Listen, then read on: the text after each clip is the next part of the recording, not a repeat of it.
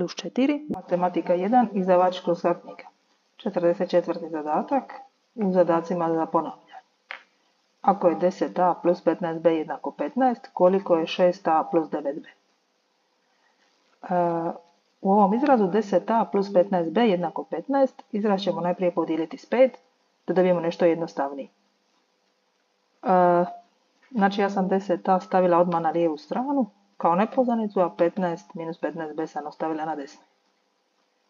Kada podijelim cijeli izraz 5, dobijem 2 jednako 3 minus 3b. Nakon toga sam opet cijeli izraz podijelila s 2, da bi dobila samo na lijevoj strani nepoznanicu a. Ovaj izraz iza jednaka, 3 polovine minus 3b polovine, uvrstim u ovaj izraz 6a plus 9b umjesto a. Kada izraz malo sredim, 6 puta 3 polovine 18 polovina, 6 puta 3b kroz 2 je minus 18b kroz 2 i plus 9b.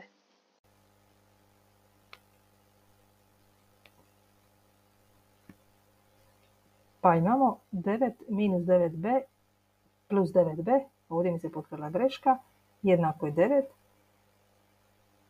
što znači da je izraz 6a plus 9b jednako 9.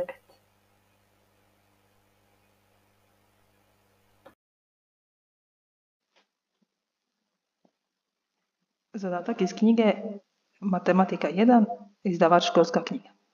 Što moramo dodati izrazu x na kvadrat minus x plus 4 da bismo dobili izraz x plus 2 sve na kvadrat?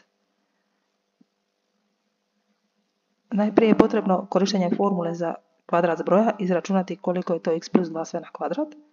Kada dobijemo da je to x plus 2 plus 4x, usporedimo srednji član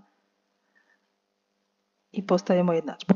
Minus x plus traženi broj jednako je 4x. Minus, imamo jednu jednadžbu s jednom nepoznanicom, minus x prilazi na desnu stranu pa mijenja preznak, pa imamo 4x plus x jednako je 5x. Znači, izrazu x na kvadrat minus x plus 4 moramo dodati 5x da bismo dobili x plus 2 sve na kvadrat.